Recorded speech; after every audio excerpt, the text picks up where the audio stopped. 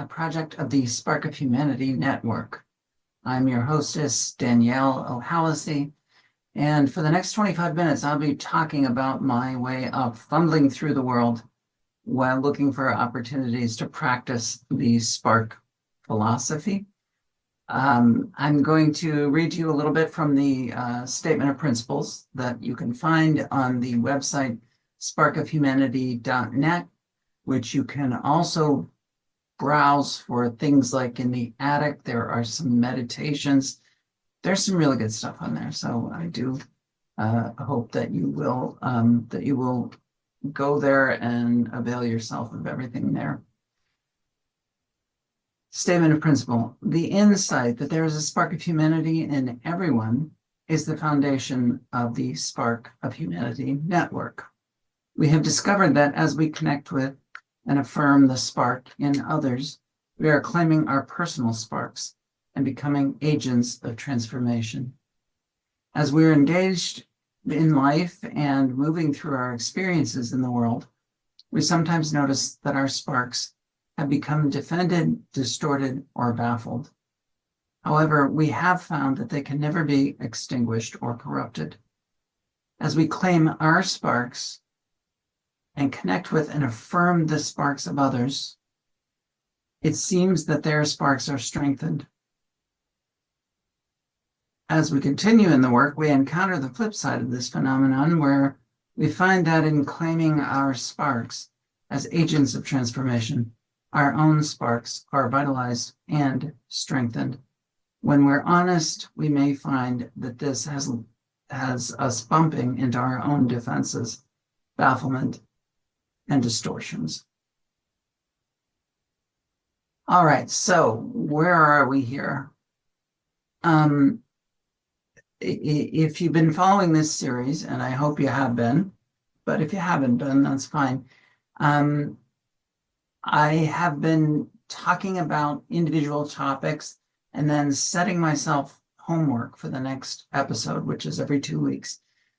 The last time we were here, I spoke about judgment, not judgment as in good judgment, using our capacity for assessing the world around us, instead judging the world around us. Instead, I'm talking about our I'm sorry, I'm a little bit foggy-headed, and I'll get to that in a minute. But I have found that I judge others, I fear that others are judging me, and that I judge others, and that in so doing, I am judging myself. Ultimately, I'm judging myself. A lot of judgment there. What I set myself to do over the past 2 weeks was to notice and observe times that I'm catching myself condemning others, judging others, and to try to trace that back to my own fears about my own paranoias, my own suspicion that others are judging me. Now, this very quickly led to an interesting phenomenon for me. I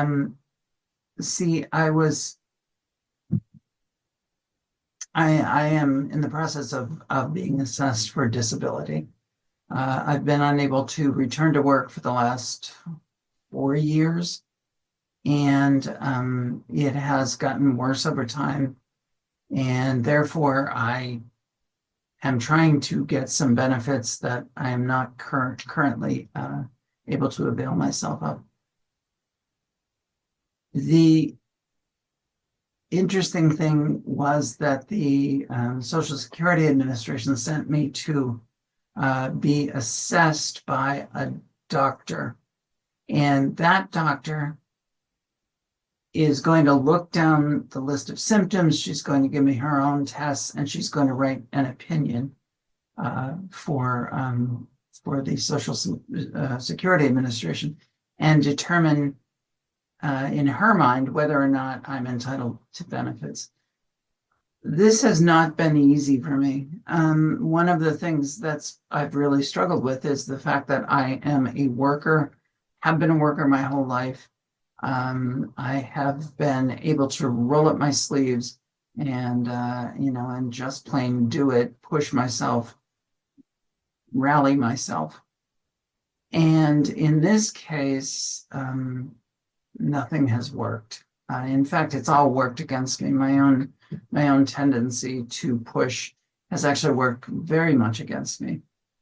The reason I'm having trouble talking about this is that it's very personal, and I would forgive myself if I skipped over it and didn't talk about this. But honestly, it's a really good opportunity to talk about judgment. Yeah, I mean, when I first applied for disability and told people, several times people said to me, well, what's your disability? Like, what's wrong with you? Like, you look fine to me. I have an acquaintance right now who will say, you're young and you're healthy, which I am neither. And that irritates me. The awareness that others are judging me irritates me. And beyond that, the fact is that the fact is that I'm judging myself for seeking to get benefits. And I'm also, I'm a trans woman, and I've been judged my whole life. I've been very much judged my whole life.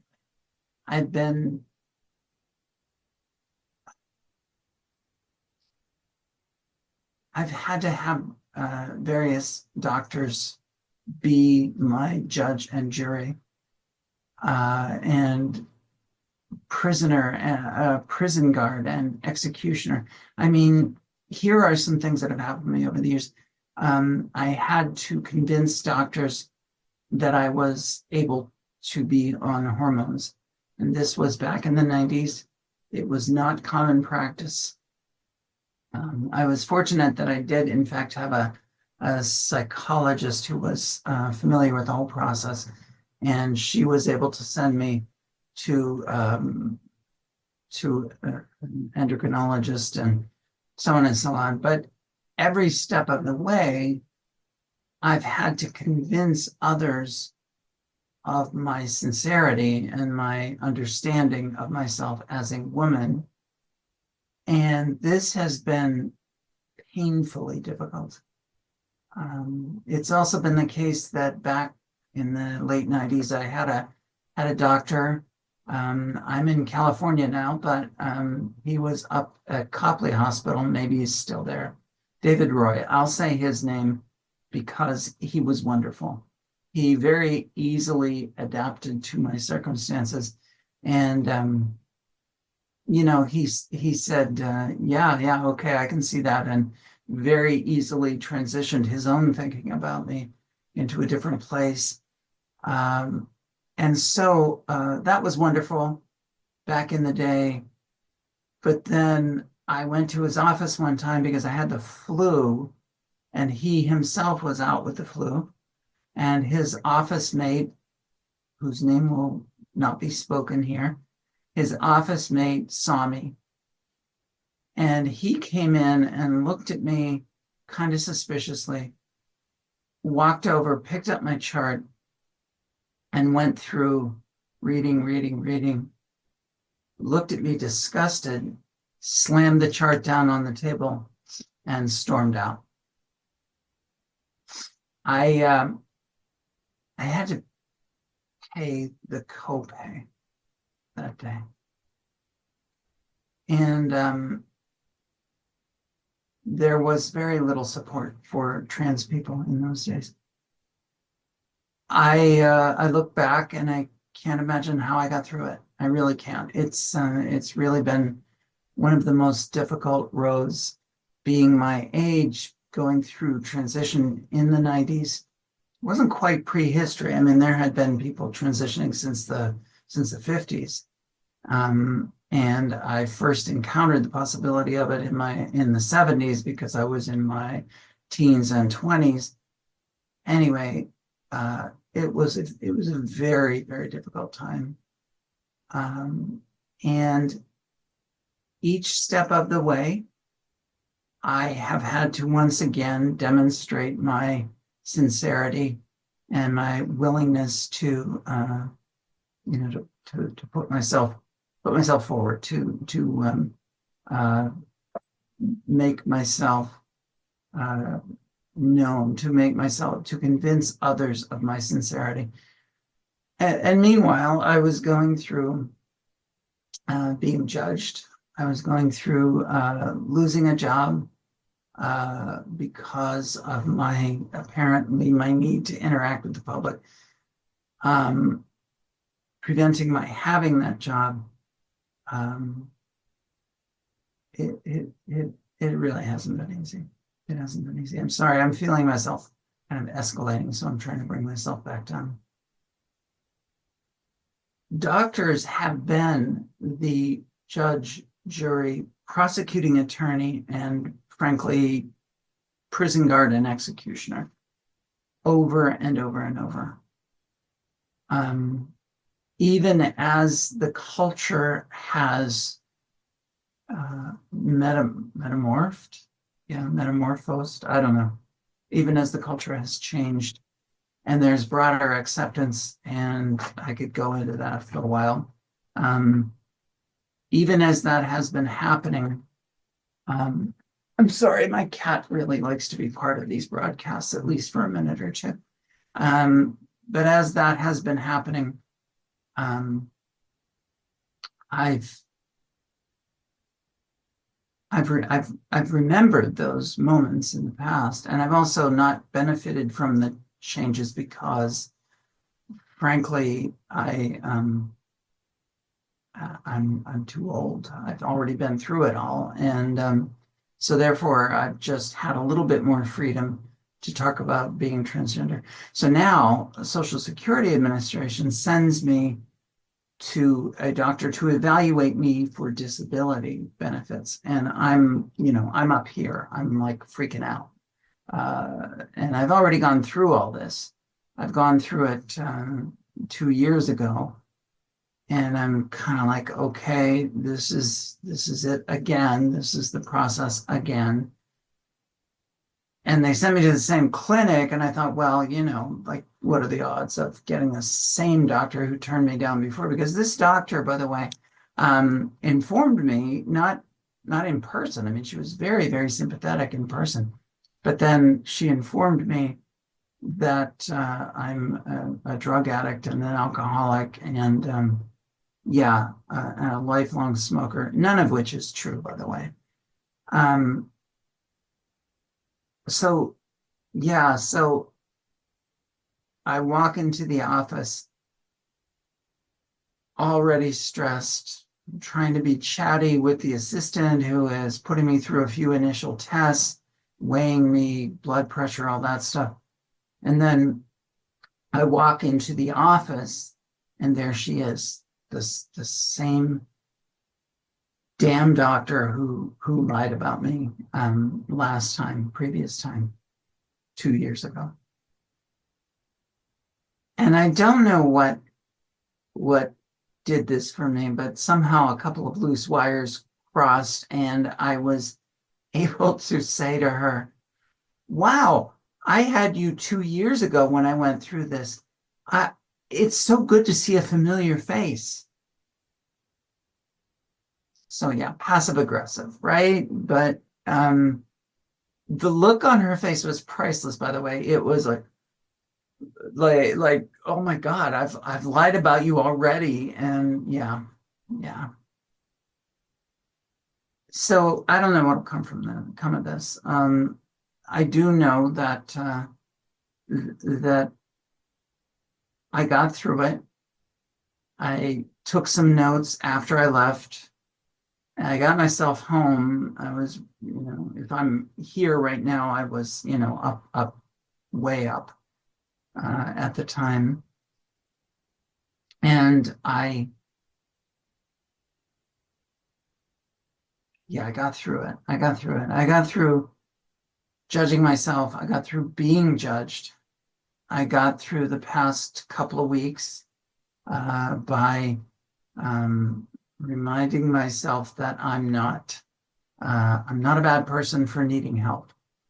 And frankly, the difference between what I'm receiving now and what I would receive is fairly small, but it still exists. And I've sort of been like looking for ways that I can try to earn money and try to get back to work because I don't think it's going to go through. I do have a good attorney now, in case you're worried. Anyway, all of that to say that those prior experiences for me were the source of bafflement and distortion. They were the suspicion and knowledge that doctors have judged me one after another. Dozens of doctors have judged me. And it's only been in the last 5 or 6 years that they've begun to be more accepting of me.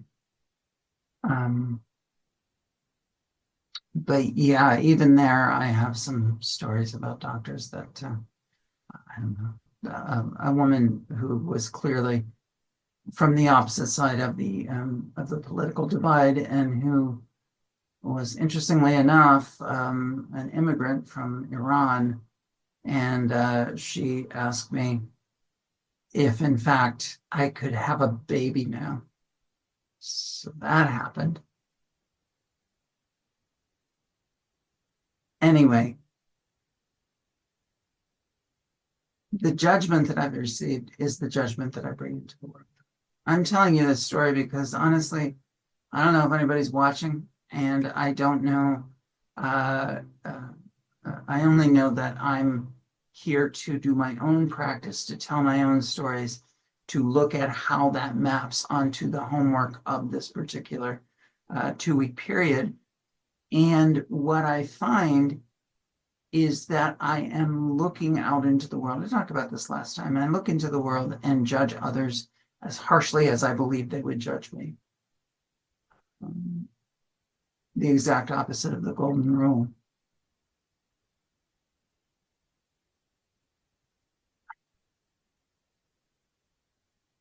Sorry, catching my breath. So now, what is the antidote for that? What is the antidote for judging others, for being afraid that we are being judged?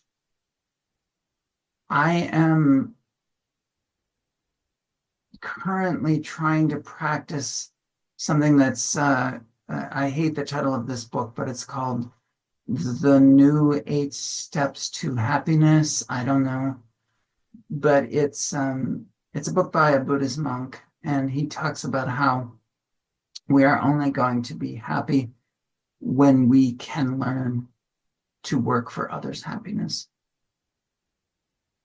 One of the things that he talks about, and this is from an initial, it's a set of 8 verses that comes to us from many years ago, and I can't remember how many years ago, but he talks about these 8 verses, and one of the verses talks about being able to put ourselves into one another's shoes, walk a mile in their shoes, basically. He talks about being able to substitute others for self, and that the practice that he's introducing us to is one of looking at another person and trying to imagine ourselves as them, trying to allow them to embody what we call our self. Learning to see in others the precious thing we call ourself. Buddhists have an interesting way of relating to the self. They look at the self as being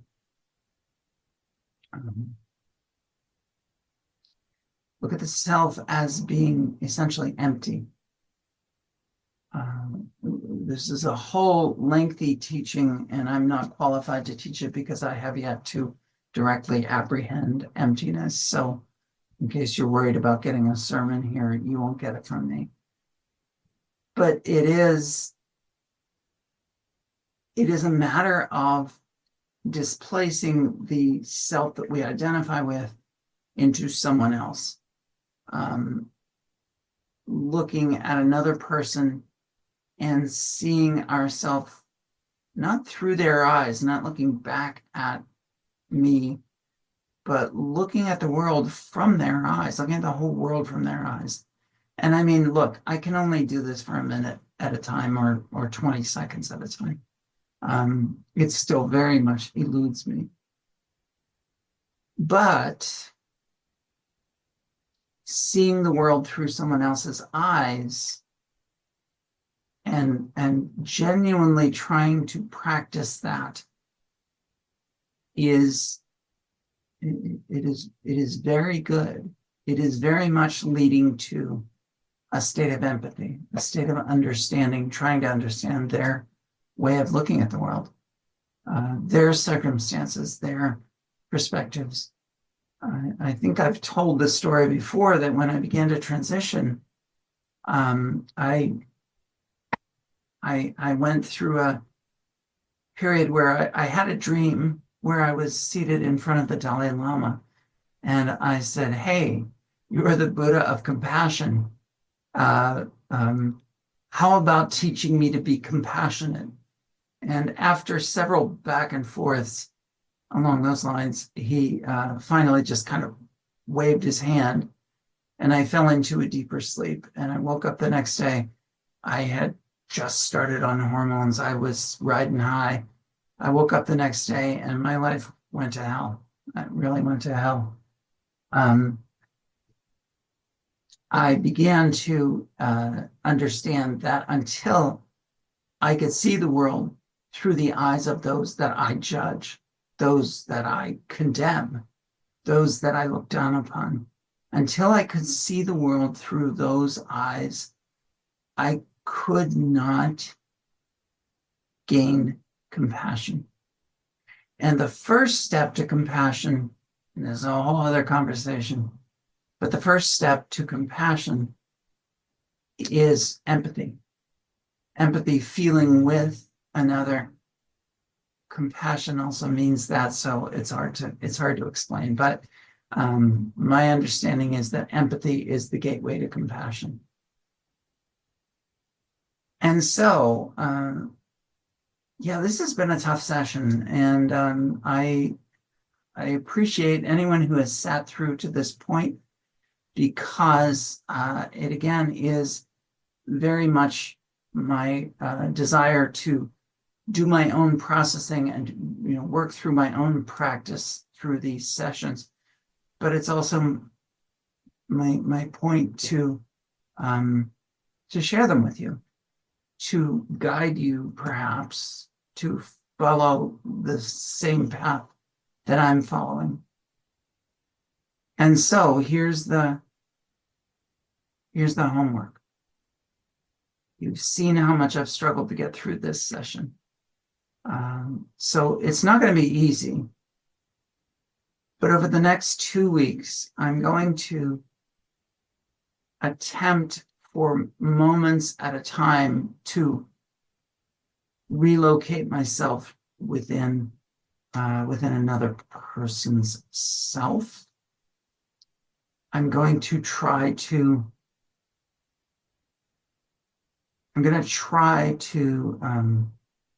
see the world from their eyes. That will depend on how I think I see their perspective, how much it aligns with my perspective. I'm going to start slow. And later on, I'm going to try to see the world through the eyes of those that I sincerely disagree with. But we got plenty of time to do that over the rest of this year. Thank you for sitting with me through Living Spark, and we'll see you again in 2 weeks.